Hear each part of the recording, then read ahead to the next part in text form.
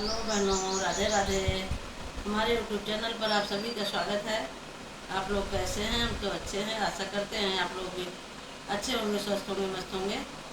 आज हम आप सबके लिए एक बहुत ही सुंदर राम हनुमान का सोहर गीत लेके आए हैं। आप लोग सुनिएगा। अगर आपको हमारी गीत अच्छी लगे तो लाइक शेयर कमेंट द्वारा बताइएगा कि आप लोगों को हमारी गीत कैसी लगी। चलो सुनते हैं प्यारा सा सुंदर सा सोहर। कवन घड़ी जन्म राम, कवनी घड़ी लक्ष्मण, कवनी घड़ी रावण हो। हो कवनी घड़ी हनुमान, कवनी हरि खाना, कवन हरि खाना हो। ठीक दोपहरिया में राम जन्मे, साँझे जनमल रावण, साँझे जनमल रावण हो।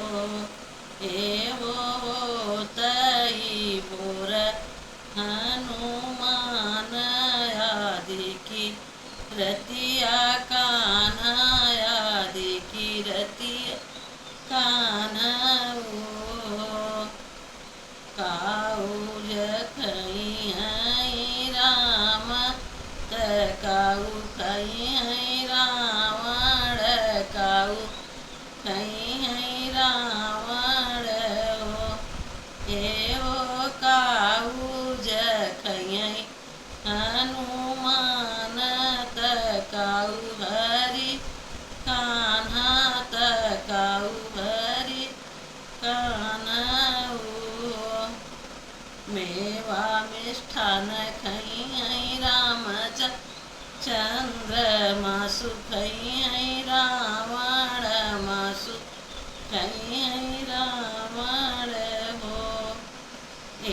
हो सुरजूली लई हनुमान, माखन खाई कान्हा, मान माखन खाई कांधऊ।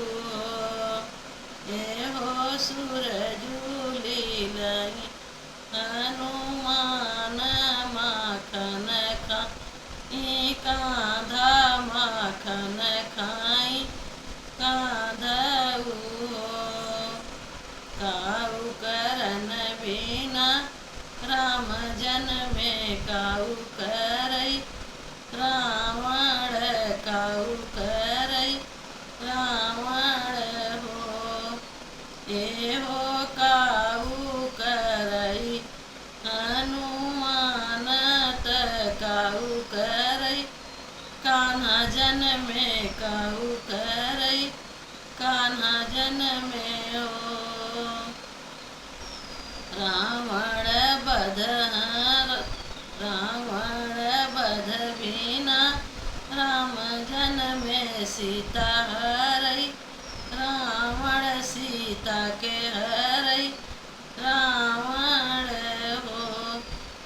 हो लंका जलावई हनुमान, कंस के बधई कान्हा, कंस के मार कान्हा।